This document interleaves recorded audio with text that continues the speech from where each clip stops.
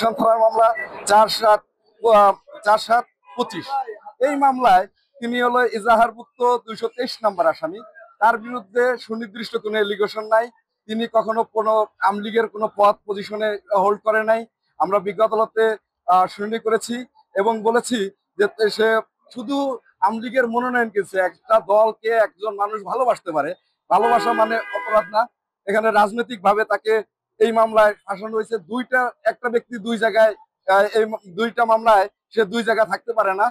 এটা আদালতকে আমরা বলা হয়েছে, আদালত সন্তুষ্ট হয়ে 3 দিনের রিমান্ড মঞ্জুর করেছে। যে শাহজাহানপুর সুবাস্ত নজর বেলির সামনে যে আন্দোলনরত যে ঘটনা ঘটছে, সেটাই বৈষম্য বিরোধীর আন্দোলনে আমরা দেখতেছি যে প্রচুর পরিমাণের হিরো নায়ক নায়িকা বিভিন্ন ভাবে হেয় প্রতিপন্ন হওয়ার জন্য তাদের এই মামলায় জড়িত করা হইতেছে। বিভিন্ন সাংবাদিকদের এই মামলায় জড়িত করা হইতেছে।